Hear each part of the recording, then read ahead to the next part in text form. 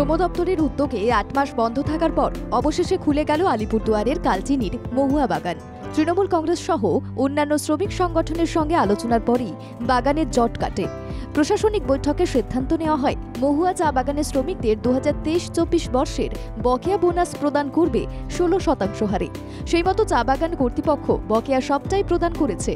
৮ মাস বাদে বাগান খুলে যাওয়ায় খুশি মহুয়া চা বাগানে কর্মরত 151 জন শ্রমিক। এতদিন বাগান বন্ধ থাকায় বকেয়া পাচ্ছিলেন না শ্রমিকরা।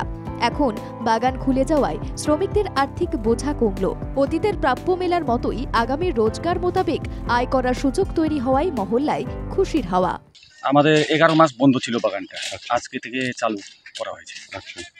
আমাদের ফোর্টনাইট পেমেন্ট ছিল, ওটাও দেওয়া হয়েছে। কয়টা? 4টা। আচ্ছা। আর বোনাস ছিল 16% পাওয়া গেছে আমাদেরকে। খুশি সবাই, লেবাররাও খুশি আছে, সবাই আমরাও খুশি আছি। মুখ্যমন্ত্রী মমতা বন্দ্যোপাধ্যায় ঘোষণা করেছেন 3 বছরের জন্য 6টি চা বাগান লিজ দেওয়া হচ্ছে। চা উৎপাদন থেকে কর্মীদের সঠিক সময় বেতন, পিএফ সহ অন্যান্য সুবিধার ব্যবস্থা করা হচ্ছে। বিষয়টি খতিয়ে দেখার জন্য মুখ্য সচিবের নেতৃত্বে একটি কমিটিও গড়ে দেওয়া হয়েছে।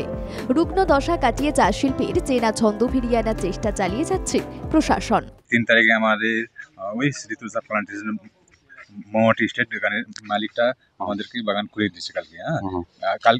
কালকে আমাদের dues payment total 4 fortnight payment করেছে। তারপরে বোনাস 2023-24 টোটাল 16% করে দিয়েছে বোনাস।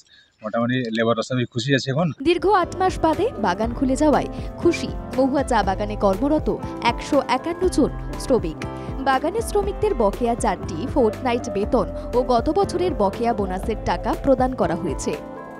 আলিপুরদুয়ার থেকে অমল মুন্ডার রিপোর্ট, বাংলা জাগো।